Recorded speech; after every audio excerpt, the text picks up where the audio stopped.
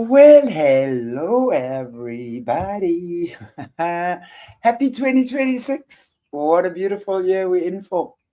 And for those of you who know, this is the year of the fire horse. And guess who's a fire horse? But it only starts in February. And I'm very happy to be here today, the 2nd of Jan. Katie Smiles, Emma Tomes, yeah, Monet as well, and a couple of you others in the chat. Yeah, I wasn't even sure if I was going to do a show today. I have to tell you, Monet messaged me early on saying, "Are we doing a drop-in?" I went, maybe. Tell me what's the topic you have in mind. And then he actually said, well, 10 realignments for the new year. And I said, okay, I need that. I need that. So I've spent the last couple of hours going through some stuff and working with alignments. I don't like the idea of New Year's resolutions. I mean, I think everyone is disappointed at some point in their New Year's resolutions, although no one expects anyone to be perfect. But I think what I think is so important at this time for us all is that times are changing and at such a rapid rate, right? It is so quick that things are realigning, things are shifting, and we are called to shift our vibration from spiraling down to raising our frequency. It's really that simple, because I don't believe for 1 minute we are out of the high jump yet. Honestly, I think what's been happening in the world right now, in the last year or two especially, I think it's going to get a little bit worse before it gets better, if you look at it in that way. Why do I say that? Because I do believe this is the time where we have a choice. The choice is ours as to which direction do we take. And in order for us to move beyond what we call here, in terms of your chakras, the lower 3 chakras, the lower triad, right? We caught up in the matrix of those emotions. Like those of you who know the Matrix, right? You see that movie, everyone knows the Matrix. We had Tom Althouse on the show for years. So when we look at the Matrix, we are caught up in the simulation, so to speak, on this planet. And we are. And how do we get out of it? How do we get out of it? And this is how we get out of it. It's no one coming to save you. It's no one coming to take you out of a situation that you're in. We have to take ourselves out of that situation. We have to realign. We have to become coherent with so much. And that's what we're doing right now in the Ankara field. And that's how, if you guys haven't watched that little series I'm doing yet, really just take a few minutes every day and just watch the 10 or 15 minutes that it's on. Because that really is what we need to do. We cannot kill or destroy something that's trying to destroy us. In so doing, we really just create more conflict, despite how well-meaning we are, right? We have to raise our vibration. We've got to become resonant with the core of who we truly are. And we've got to operate and act in alignment with that. The beauty of what I'm seeing right now, since we've been doing this especially, is I am noticing how people that are working with me on this new grid, the grid is not new, it's ancient. All we're doing is rediscovering it. And we're now flipping it. Energy can never be created or destroyed, only ever transferred or transformed, right? Golden rule of energy. So we have to transform and alchemize. We, as the stewards of the Ankara field, are alchemists, energy, spiritual alchemists. That means energy can never be created or destroyed, only ever transferred or transformed. So everything that is in your body, in your experience, in your life, in your consciousness, is there through your magnetization, whether it's from this life or lives before, right? If it's still there and if it's holding you back in any way, then we need to transform that. How do we do that? By understanding very simple tools, very basic tools of alchemy. So, key one, seek to understand. Rather than go and destroy, this kill. If I don't like a spider, I'll kill it. If I don't like a bug, I'll kill it. You are creating bad karma for yourself if you're doing that without having good reason. You're entitled to defend yourself, absolutely, but not to go out and just mindlessly kill something because you think it may or may not hurt you. Obviously, there's boundaries, but you've got to realize all of nature is important. Every creature, every insect, every bug is important. It is God's creation, just like you are, and it has a right to be here. So rather than kill it or destroy it, perhaps become friends with it. Ask it what it's a messenger for. And when we start doing things like that, we're going to start seeing how everything starts changing. Okie doke. Well, let's go down, and I think what I'm going to do with, let's start with 10, shall we? Instead of going 1, 2, 3, 4, 5, 6, 7, 8, 9, 10, let's go 10, 9, 8, 7, 6, 5, 4, 3, 2, 1. Okay, let's look at it. Number 10, the 10th realignment for the new year. From survival mode to meaningful living. By that, I don't mean you've got to live a perfect life, but you need to live a true life, an authentic life, a life that makes you happy. Survival, if you feel like you have to be in survival mode all the time, think about what your energy does. It shrinks, and you operating in this little sphere.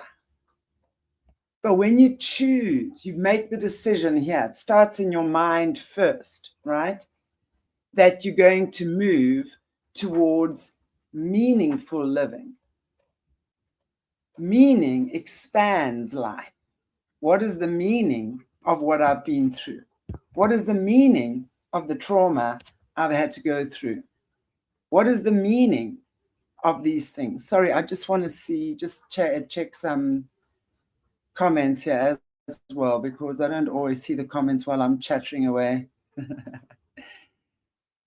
Let's see what Charles is saying. Yeah, just get my screen where I can see it. Sorry, I can't really see it on my screen yet.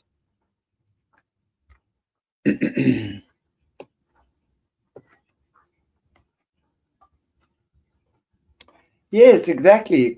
You know, the false matrix, and that's exactly what I'm talking about there, Charles, because, you know, part of that is to live in survival and not understand the meaning of life.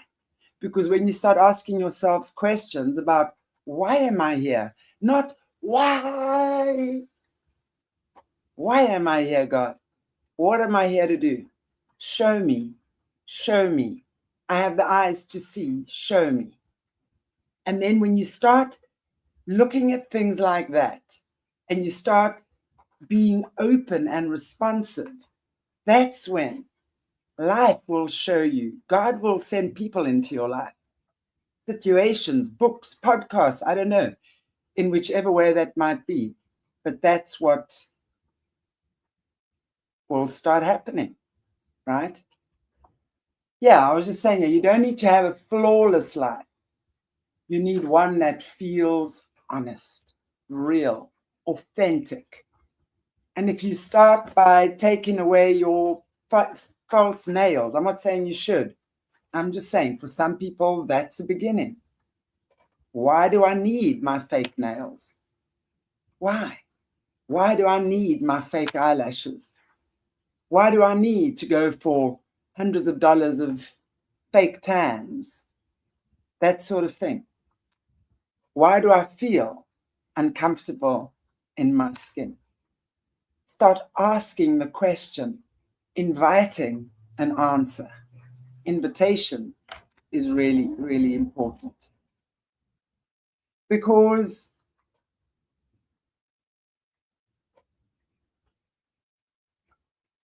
you'll realize that when you start, when you start asking yourself these questions, and when you start offering yourself time to find a solution, in other words, get a journal, start writing down, and really think about that during the day and at night before you go to bed, type of thing.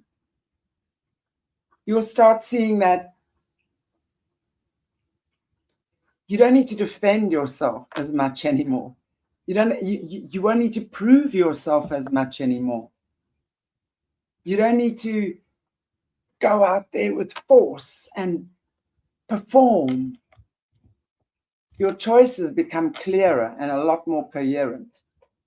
You're a lot more present. It's like you think about things, you feel things, you're more aligned.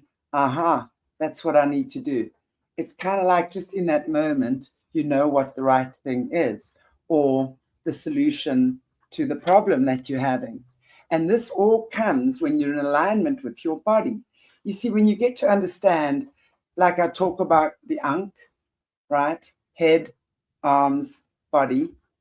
You are the resonance tuning fork, right, of your own life, of your own body. And when you get heavy and angry and depressed, you spiral down, and then you go and visit what we call the dark nest, where you get caught up in the matrix of the lower dimensions. And when you understand why, seek to understand, when you understand why you keep doing that, then you can start changing it. Everyone says, I need to change this, I need to change it, I need to change that. Then I say, okay, but why are you doing that to begin with? Let's see what's made you do that. What are these destructive habits that you keep repeating in your life? And then when you realize these things, it's like you realize it's not that you've arrived at a place. You haven't arrived. You can arrive for a minute and have a cup of tea, right? Take a rest and off you go again, because life is a constant journey. It's a constant exploration of who you are and getting deeper meaning for realizations, understandings, this sort of thing. But you realize you're now in alignment, and that feels good. It's like a guitar string that's perfectly tuned. That's what, or piano chord that now plays perfectly. Yeah, that's 10. I think, let me just see if there's, oopsie. No, I don't want to leave my studio. I would like to stay in the studio. Happy New Year, everybody. Hello, everybody. Mama, Suzanne, nice to see you all. Okay, number 9. From isolation to conscious connection. Now, this is a tricky one because it requires a lot of balance. So, community without dependency, right? Isolation protects you, but it also starves you. Think about that. If you just choose to be in isolation all the time and not see people, you might feel protected by the walls around you, but it starves you of life, of sustenance, of energy. Dependency, on the other hand, or codependency, connects you to others, but it also can collapse your sovereignty.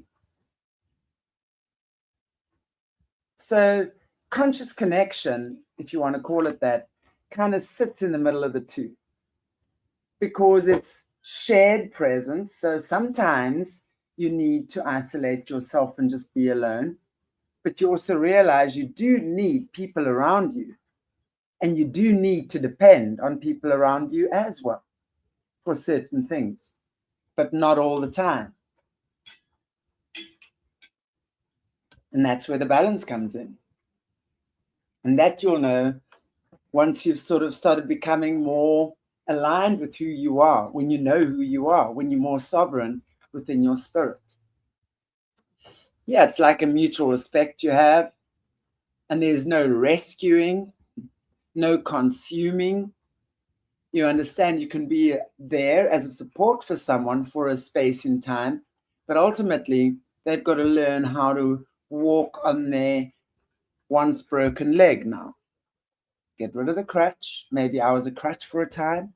Maybe they were a crutch for me for a time.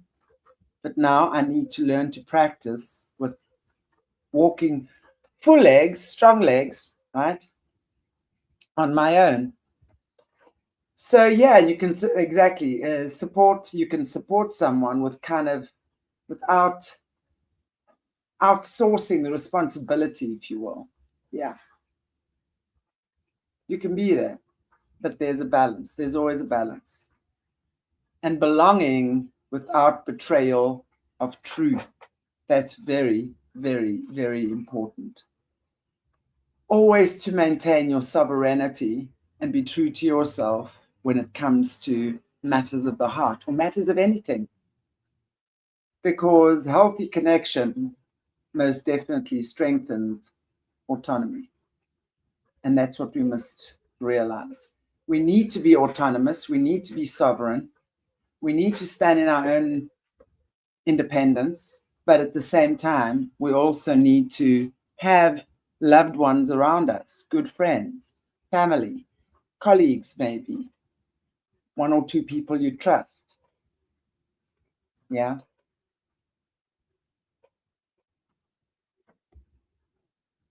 So the question I actually have there, I put a question at the end of all these points. So maybe ask yourself in this instance, what kind of connection nourishes me without costing my self-respect? If your self-respect is on the line, no, absolutely not. So perhaps you want to ask yourself a few of those questions as well as you go along. Number 8, from fragmentation to coherence. Thoughts, words, actions, all lining up. In other words, integrity.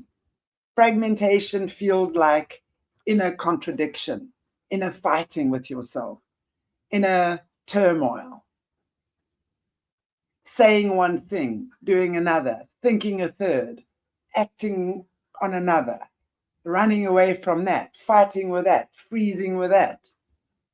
All of these things where it exhausts you, it confuses you, and it's really not good for your spirit in general. When you're coherent and when you are in alignment, it brings a sense of relief.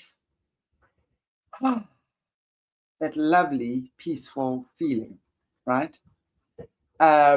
Energy stops leaking when integrity returns. It's impossible for your energy to leak when you're in alignment and when you are within integrity. Think about that. When you're in alignment, it's like, here's God and here you are.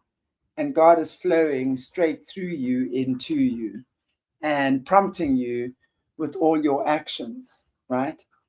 But when you are fragmented, that's all over the place. And it's difficult. So the question for that would be, where am I out of alignment between what I think, say, and do?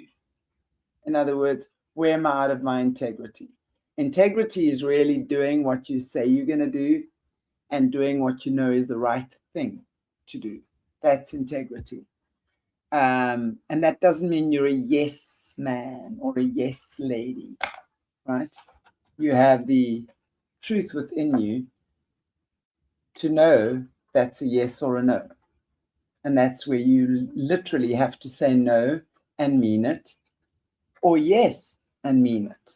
Don't say what you want other people to hear or what you think they want you to say. That's where we go wrong plenty of times.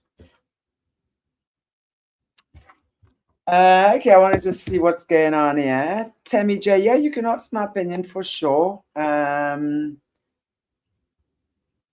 Sorry, I just want to, I don't really see your chats. Yes, you may. Is that, yeah, Tommy J, you may. You can certainly pop it in there. And thank you, Charles. I appreciate that. I really do. That's a great compliment. I think that's what we were talking about in the last one, that coherence is contagious. And that's really, you know, it's that simple for us. It's that simple. Now, that simplicity doesn't always mean it's easy to start facing yourself, because we are our own biggest enemy. We are the ones, our own emotions, our own reactions are the things we fear the most. But when you sit down and you have a skilled healer, I say skilled, someone that you really do trust, and we're going to learn how to trust people. We're going to learn how to start trusting your body, right? And then you can work with someone, work with a person. Okay, number 7, from fear-based future to grounded now. Any of you who know about Eckhart Tolle, The Power of Now, that book came out in 2005 here in South Africa. There is nothing more powerful than what is now. Where we as humans really have such an issue is we are traumatized by the past, right? We keep replaying the past over and over like Groundhog Day in our head. And that therefore creates fear for the future. So where you're at right now in your body is full of anxiety, full of stress, full of pain, full of drama, right? You have no idea where you're going. You then got to hire lawyers and psychics and healers and doctors and medical staff. God knows what else, guys. All of that stuff is coming from the fact that you are not aligned with God and yourself. You are still giving your power away. I'm not saying don't get advice from someone that you trust or know. Don't, you know, obviously get advice, follow the advice, and then start learning how to do it yourself. Because once you're on that path, you know every cell in your body remembers. And this is what we're all about here on the Ankara field, is remembering. You remembering your core hum, your core frequency. And when you tune into that hum, there's nothing more beautiful. You know you've tuned into God then, because in that moment, ding, it's like connection between you and God open. Like I always say, golden manna flowing in from my crown into every cell of my body, and everything just lights up from there. But you can't get there without being in coherence and without having balanced yourself, because healing is really balancing yourself. Anxiety pulls the body into imagined futures, for example, what could be, oh my God, the trauma this, the trauma that, right? But when you are coherent, clarity sets in, a sense of peace. You feel peaceful. And suddenly from that place of peace, you are making decisions. And that's when you're making the right decisions, not 10,000 decisions from a fragmented mind that's incoherent and out of alignment and still listening to 10,000 other things around you, right? Most fear lives in projection, absolutely. Most power lives in presence. So when you are present, think about being here in the now, in this very second where you're at. You have a roof over your head, you have food in your belly, you have your eyes that see, your ears that hear. You want to give gratitude for that. And when you are so trusting that you are abundantly cared for in this moment, every cell in your body will respond to that. And then it opens up the next moment, and the next moment, and the next moment. But you have to be conscious of living in the now and trusting that there's a solution for everything already on your path. And that's what you need to do. Doesn't mean that suddenly your issue with a bank or whatever's going to go away. No. But suddenly you might get an idea of how to, wow, why didn't I think of that? Or someone comes onto your path and can help you, or maybe prolong something, whatever. You might hit the jackpot. I don't know. Something happens when you're in alignment. Something always happens when you're in alignment. Let me repeat that. Something wonderful always happens when you're in alignment. Most of us are so fearful of being in alignment. And by the wants me now. Okay, who's that? Tammy Jane. Sorry, I'm putting stuff on here which I probably shouldn't be. Take that off. Do it in. Okay, I'm not sure. Sorry, I'll read your guys' comments later. I'll just go through this now. Okay, so the grounding question for you is this. What is actually required of me in this moment and not 5 steps ahead? Let's sit with that for a minute. So, if I'm feeling anxious, fearful, what is required of me? A, let me calm down. How do I do that? By breathing. 4 or 5 deep humbling breaths. For those of you who don't know what the humbling breath is, go and find it on the Ankara field. Walk around in nature. Pray. Thank you, God, that I'm here. Thank you that I've got the ears to hear and the eyes to see. Not, please, please, please, please. The worst way to pray. Thank God. Thank creation. Be appreciative. I appreciate my journey. It's not easy, but I appreciate that there are lots of lessons I'm learning and I'm growing through it. Growth is never a pleasant experience, but thank you, God, for the growth. Thank you for the people showing up on my path. Thank you for those giving me shit every day on this channel. Because they show me that my foes are actually my greatest teachers. And when you allow yourself to see life that way, you will see how life treats you differently as well. Cool. So let's go to number 6. From overdoing to right action. Less force, more alignment. Overdoing comes from fear. Now let's look at this. all of those. Overdoing is really a control freak. Let's be honest, right? You're doing, always taking control of a situation, making sure everyone's life is organized. Too much, and then you have this overachiever, always striving for perfectionism, right? Overdoing comes from fear of not being enough. I am not pretty enough. I am not clever enough. I am not rich enough.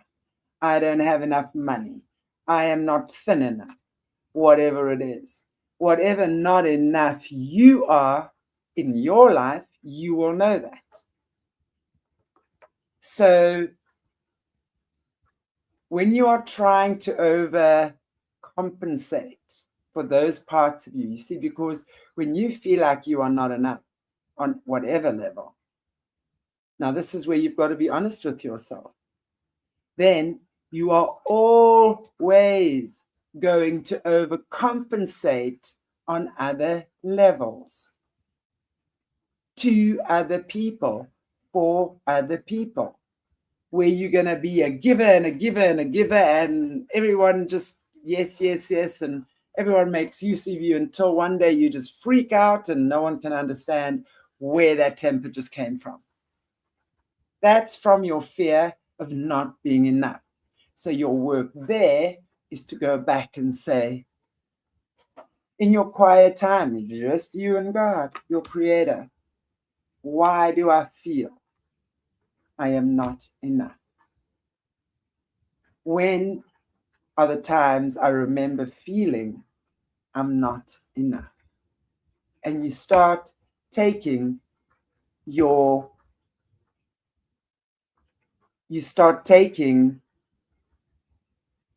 those parts of yourself that are wounded, and you start sitting with them. You start loving them back to health. And you will see, God will show you. Please, Brother Phil, Monet, Mods, get this dude off the show. Really, we don't need these bad vibes on New Year's Day. Bye, Phil. Okay, I don't know who's Tommy J. Is Tommy J banned? Yeah? I took Brother Phil off. Okay, guys, I'm not interested in that. As I said to you before, your heart will know. Your heart will resonate with what's true or what's not true. So when people like that come onto the show and they start making comments like that, what does that tell me? It tells me that person is still very, very blind. Now, sometimes I find that frustrating, but other times, I have a lot of empathy. Depends on mood I'm in, I guess. But if you can't feel from the heart, if you cannot feel from the heart, you will never know. You are always going to be giving your power away to whether it's a person, a book, a church, an organization that tells you what to think or believe. It's telling me you haven't learned discernment yet, which is why so many people are getting caught up in this matrix of hell.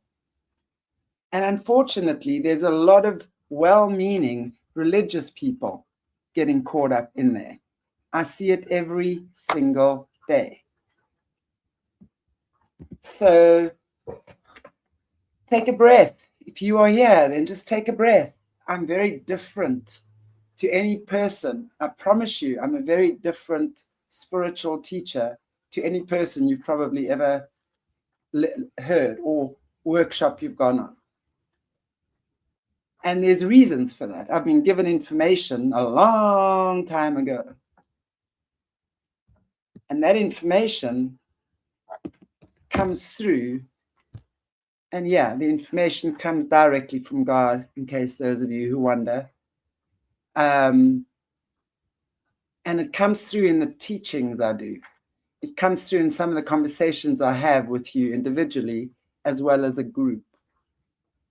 So you will feel if it's coming from love and if it's coming from a divine place. If it doesn't feel like that for you, then by all means move on. By all means move on. Because then it's not the right place for you. Yeah? So the grounding question, you see, when action is aligned, effort decreases and impact increases. So your resonance, it's like a quiet magnetic force, right? Versus punch, punch, punch, right? So the question would be, what would this look like if I don't force it? Let's look at the relationships we're in. Many of us, I see especially youngsters in romantic relationships, freaking out about cheating and this and that. Oh, so much of that. I mean, I wish I could tell them, just put it into their brain what I know about that. And I swear there'd be much less cheaters out there and much happier people. When I don't force things, I allow, I invite things into my space. And when I invite things into my space, it feels good because it is my choice. So even if I invite a bad emotion into my life, because that bad emotion will tell me, for example, what I need to go and look for. So I invite that discomfort into my life today because I know pain is not there to destroy me. Pain is there to take me to a deeper level of awareness. So when I choose to say, show me the root of the pain, show me, God, show me. And you better believe God will show me. But then you've got to choose to work with it and heal it. That's called the shadow work, right? So invite healing. Healing is balanced. Yeah, I agree, Mac. I'm very choosy what and who I let into my space, for sure. Oh, Kathy, you're so sweet. Much love to you, beautiful Chanti. I haven't seen you for a while, Kathy. Lovely to see you again. And thank you, guys. I appreciate your support and your beautiful comments here as well. We're all on this journey together. We're doing things, and for those of you who've known me I've been a healer for about 30 years now. I've been around quite a while. So you all know, you all know what this is about. And just, if you've come here to trust the process, it's not about trusting me, it's about trusting yourself, because you know that you are remembering. And we are often taught it through trickery, right? Okay, number 5, from trauma identity to present mode choice. Honoring the past without living inside of it. This is so important. Trauma deserves compassion, not permanent identification. What happened absolutely matters. But it also does not get to decide about your future forever. And that is such a beautiful place to be in, because when you have that attitude, many of us go back to the trauma, and it's like we run and we jump all over that trauma over and over and over and over again, right? But instead of going back and running and running and running through the trauma, let's sit with the trauma. Let's sit alongside the trauma. And let's communicate with the trauma. And then we start seeing how the healing begins. Because when you invite healing in. No one has to force its way there. Trauma is always difficult to face. It takes bravery and courage to face that trauma. Yes, Tommy, you may. But I don't know, you were leaving messages just now. I didn't know what you were saying. So I don't see the messages, but you may ask my opinion, of course. Okay.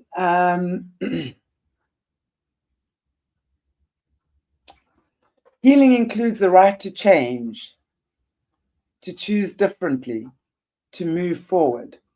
You're allowed to be more than what hurt you. Now, let's see what that means.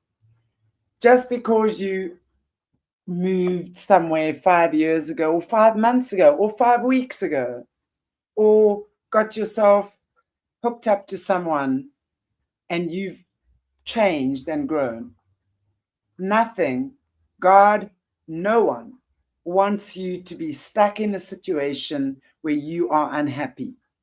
It is your responsibility towards yourself to move on if things are not working. If your job is not working out and you've tried to see what it is, sometimes it is necessary to move on. Other times it's a mirror and you've got to work through that mirror. There's lots of things you have to look at when we're dealing with the shadow. It's always about you. You must remember, you are always the magnet. You are attracting that which is around you. So the first thing we're doing is stop blaming others for doing things to you. You have to see yourself as a willing, albeit subconscious, unconscious participant. We look at the victim, villain. What is that? Victim, villain, the triangle. We call it the dolphin triangle, right? So you turn into, we can all play the role of the victim. Sometimes you're the victim, and then to someone else we're the villain, and then the hero, right? So we have to get out of that cycle. And then once we do that, everything starts changing. So the grounding question is, who am I today? And how is that separate from what I survived? Tricky question, because very often if you're looking at what did I survive or what have I understood through my trauma, because then I thrive. When I understand the trauma, then I will thrive. I won't just survive. I will thrive, because then I become the healer for others as well. Okay. Let's see. From external authority to inner knowing. That's number 4. Teachers will point you in a direction, right? But you have to choose what direction you're going in. You choose as to what it is. Do you choose to go in the direction of what your teacher has shown you? Or do you choose to make a different choice? You don't have to do what people tell you. Maybe they're just there showing you what you need to see. I want to just put that up now. I don't know where that number 4 is. Is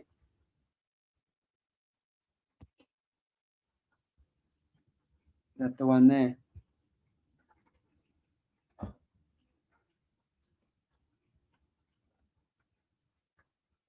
Okay.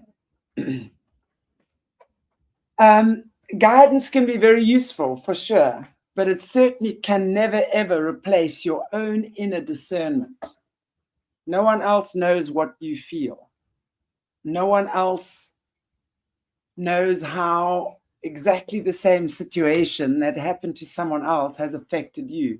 Life shows us differently, right? No one else lives inside your nervous system. That's your nervous system, right? Inner knowing is actually very quiet. It's steady. It's strong. It's also very inconvenient because it tells you the things that you don't really want to be knowing. That's for sure. But it doesn't argue, it simply waits. That's the beauty about knowing something within.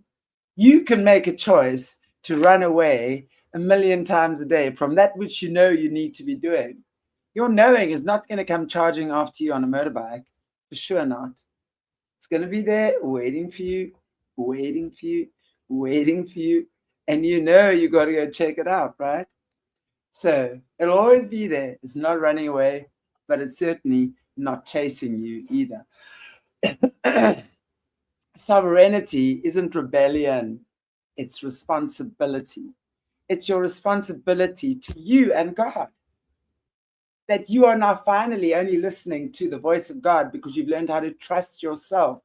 You can't hear the voice of God from within you when you haven't learned how to trust yourself, when you haven't learned how to work with your body, when you haven't learned how to speak to your body, when you haven't learned how to know when your body is discerning good or bad. Your body tells you everything you need to know. It really does. And it's going to tell you in a myriad of ways, not just your gut.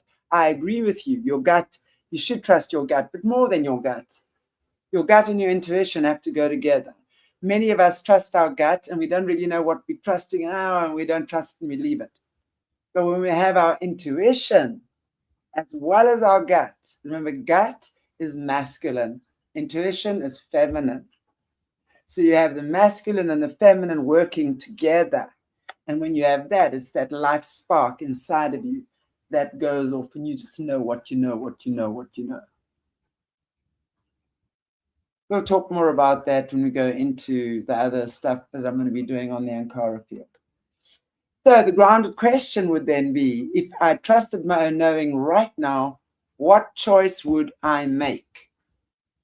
Maybe sit with that for a minute and close your eyes. If you've got this grinding question in your mind, in your heart, in your being, whatever it might be, sit with yourself, right? If I trusted my own knowing right now, what choice would I make? And that is the first thing that comes up for you. It literally pops up. It's not something you think about and have to go, oh, I'll tell you tomorrow. It's there it is. That feeling. And then your heart will open and you will know.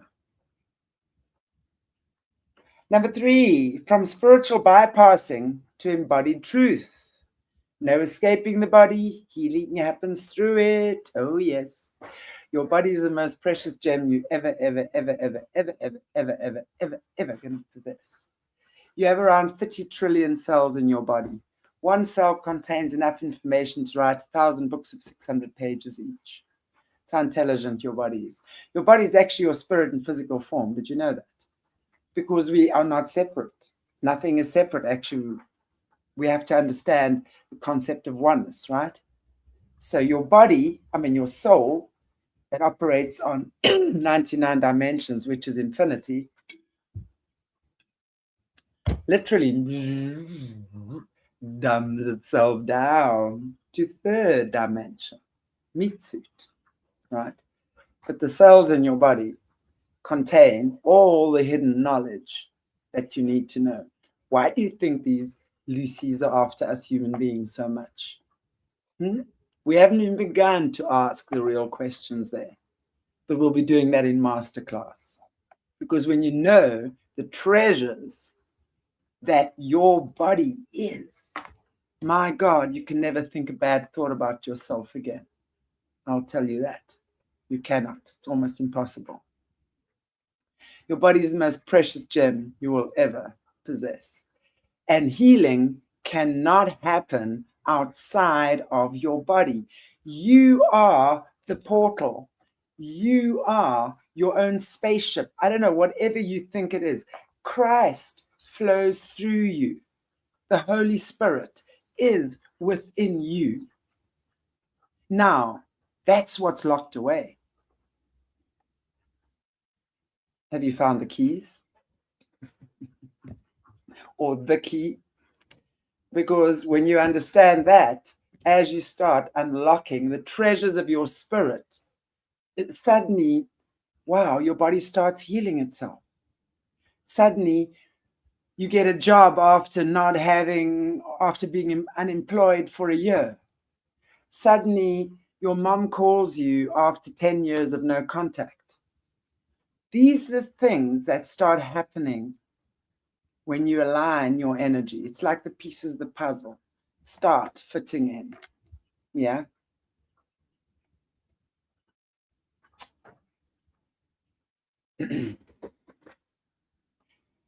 I actually wrote here because that's what came through to me. There is no enlightenment that skips the body.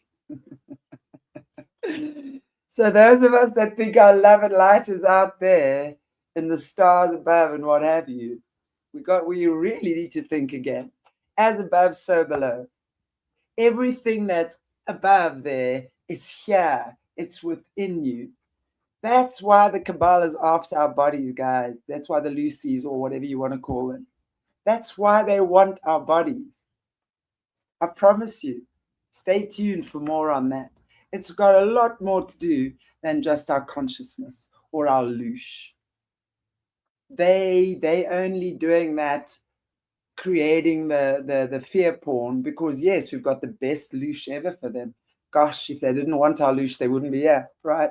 We wouldn't be caught up in this nonsense, right? But our bodies are treasure troves. They are beautiful. They really, really are. And so many people see your body as a meat suit, and that is just this bleh. Man, no. No, no, no, no, no, no, no. Far from. Most precious gem you'll ever possess. The body speaks through sensation, emotion, fatigue, tension. If we don't listen, it gets louder. Now again, every part of the body means something. Every organ of your body means something. Every part, every appendage is aligned to one of your chakras or your energy centers in the body. And your energy centers are doorways that allow energy in, and they're either going to clear the energy before shitty energy comes in, or allow shitty energy to go out, right? And that then, if it's trapped in the cells of your body, becomes tension, stress, fear, disease, illness. Ugh. Your body is designed to heal itself. And when your mind heals, your heart heals. And when the two heal together, because the heart's the feminine, the mind is the masculine, right? We have the yin and the yang, the masculine and feminine within us. So when IQ and EQ meet, they meet in the throat, your expression center. So suddenly the husband of the body and the wife of the body, because you are the husband together, right? Any of you believe in this twin flame or ask about this twin flame theory, you are your own twin flame. It's that simple. And if you haven't realized that yet, you're always going to be looking outside of yourself for someone who's going to meet your expectations. And that seldom happens, right? So when you come into this beautiful aligned state, you can express yourself coherently and beautifully. So embodied truth doesn't need justification. It needs presence. When you're present within yourself and you know what you know, what you know, what you know, you just aligned with truth. There's no justification that's required. You don't need to justify yourself. You don't need to justify anything about yourself. You respect yourself enough to express what you choose to, but not in terms of a justification. Right. So the grounding question would be, what is my body asking me to feel that my mind keeps explaining away? Your mind will say, no, You don't need that. No, don't worry. No, no, no, no, don't worry. No, don't worry. Do that, do that. Your mind is constantly going to want to divert you. Remember, the mind is masculine, the body is feminine. Now, like a good husband, the mind likes to protect his wife. So when he feels these emotions that women feel, and often the men just don't get, right? They want to suppress it, don't they? And then he'll say to his wife, okay, honey, let's go out shopping. Okay, honey, let's go for dinner. Let's watch a funny movie. Right? Now, this is all you, being you talking to you here, right? You're getting me on this. So it's about you saying to you, where do I keep denying that which I should be acknowledging? Where do I keep ignoring that which I should be sitting with? What part of my body keeps playing up and I keep ignoring it? What part of my body do I keep hurting? Which one of my kids keep playing up? Which one of my work colleagues keep giving me a rough time? Why does my car keep breaking down? These are questions all linked to you, right? It's your energy, you creating that. Whether you like it or not, sorry guys, but it is.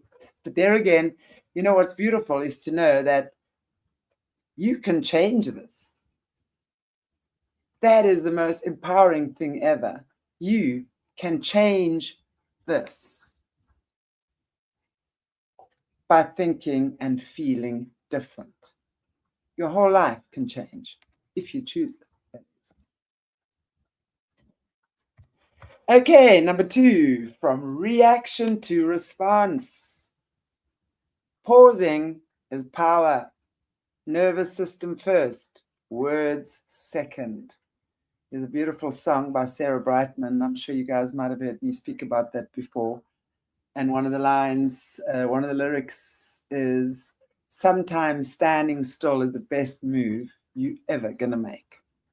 It sure is. So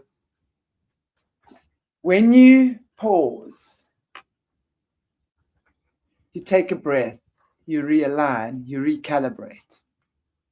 And pausing is power, that nervous system, right? So your nervous system starts, well, just for that minute or two, it calms down, right? Because reaction, when we react to situations, it's fast, it's sometimes violent, it's automatic. We're trying to protect something. Think about reaction, fight, flight, or freeze. That's usually the reaction that we have. So we either fight, fists flying, or hands slapping, or freeze, or run away. Fight, flight, or freeze, run away, or refuse to engage, or just stand there like a salt pillar. Neither one of those is good. So when we take a little bit of time to pause and respond to our own needs, why am I being triggered? What in me makes me want to run away right now? Why is my nervous system unsettled? Words, and when that happens, words become weapons or shields even. Our words can be vicious. Yeah, words are awful. And then when everything settles, clarity returns. So choose to, instead of using your words as a weapon, walk outside and go for a 10-minute walk or drive around the block or something. Calm yourself down and then come back and deal with whatever you need to. Pausing is never a weakness. In fact, it's the opposite. It's like taking authority over yourself. It's when you think about your reactions. So the grounding question would be, what changes if I pause for one breath before I speak or act? What changes if I pause for one breath before speaking or acting? Think about that. For those of us who've been reactive, let me tell you, no one can tell me anything about reactions and reactivity. My siblings always, that's where they got me. They teased me from morning till night. And I was so sick of them. And all I did was just, nah. And it took me a while in my adult years. And even now, sometimes I've got to tell you, certain things trigger me. But when I do, I must say, I've become a lot more aware of what triggers me and what doesn't. So, the last one, number one, from noise to discernment. What you consume matters. Not everything deserves your attention. Wow. And what you consume emotionally, physically, spiritually, and mentally. Everything. I mean, what you're watching, you're now consuming what I'm saying. Right? Now, if you're listening to 6 or 8 hours of violence on television every day, what do you think is going to happen over time? If you're eating junk food every day, McDonald's every day, what do you think is going to happen over time? If you just eat sweets and candy, what do you think is going to happen over time?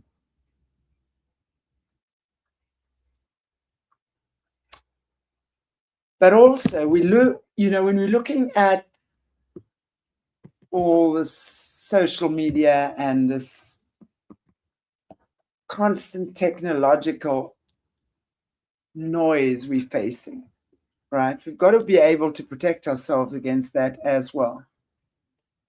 I mean, whether it's people's opinions, whether it's Wi-Fi, whatever, outrage, advice, urgent matters, whatever it might be, discernment is never about informed. It's always about being selective. So you've got to be a lot more selective about what you choose to engage with. What do you choose to consume? What food do you consume? Do you choose to consume? What social media? What movies? What people? No. I mean, that's not a physical thing. I mean, what people do you choose to entertain, not consume? I'm hoping that no one here consumes anyone in that way. But you can certainly be consuming their energy, and I'm not sure that that's always such a good thing. But anyway, so we've constantly got input around us. And it's up to us as to what we consume. Now, you're going to surround yourself with people. And if you're going to be surrounding yourself with drama all the time, well, I'd say, firstly, you would be a bit of a drama queen yourself, because you'd be putting yourself right in the pool with all the drama queens. Why? What drama do you like? Why is there always drama around you? You are the common denominator in your life. Why is there drama around you?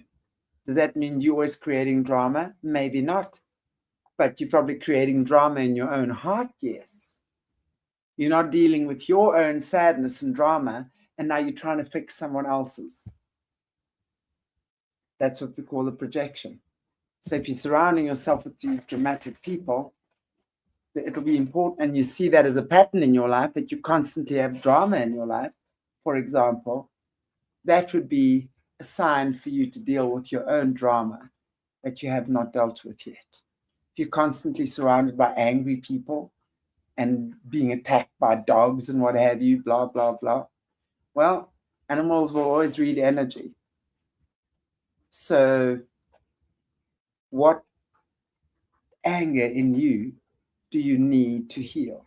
And anger is a mask for fear and pain. So when you take off that mask of anger, what fear, what pain lies beneath it that you haven't dealt with yet? You see, that's the kind of stuff we start dealing with and we start looking at here. And seriously, without realignment,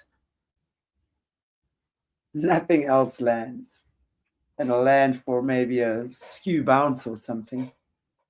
But realignment really does need to be aligned. So the grounding question and the last question for you would then be, what am I giving my attention to that quietly or not so quietly drains me? Who drains me? And it's not about, oh, that person is draining. Well, maybe they are, but perhaps they think you're draining too.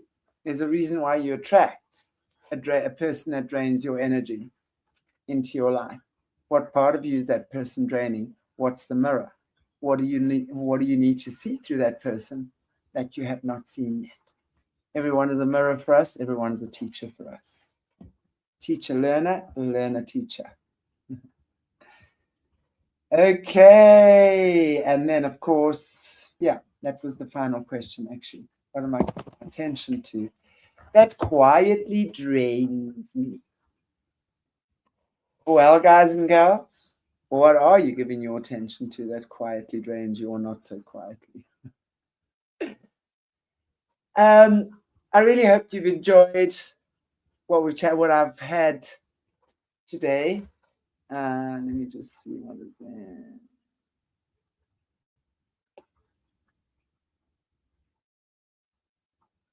All right, Tom, if you want to, yeah, I'm asking to let me know if you want to. Okay, I don't really know the full question there. I don't know. Sorry, I'm always put something in start, but I don't know what the full question is. So I'm sorry that I didn't really get to hear what you were saying or see what you were saying. But yeah, guys and girls, I hope that you've enjoyed our little drop in with me today. I want to say thank you so much for hanging out. It's very hot here today, and it's summer is here, and I look forward to seeing you guys again tomorrow, actually, with Jerry. Yes, I'm back at work. I was actually just saying there are a few days I didn't have to dress up or get dressed or whatever for shows. It felt like I was on holiday, just not having to do that. So we're back, and I'll see you tomorrow with Jerry Marzinski and Sunday with Book Club with Jessie. So for the Patreons and the members, join us for Book Club. And if you haven't yet, join our Patreon or become a member. And until then, thank you so much. I appreciate all you wonderful people. Lisa D, Kyle, everybody, Kathy. See you soon, guys. Look forward. Oh, and I do believe, I think it's Monday, but just check Guy, the Tartaria, Guy Anderson, the latest Tartaria show I did. I'll be having him on again next week. Super interesting guest that. So tune in for that, guys. Tune in for that. And on that note, I bid you farewell. I wish you a beautiful day. I'm going to the beach now. It's so hot. And now that all the holiday makers are gone. Do you know how happy I am? I won't say a word though. We appreciate the holiday makers, but gosh, am I happy when they go back home again. Okay, guys. Love you madly. Bye. See you soon.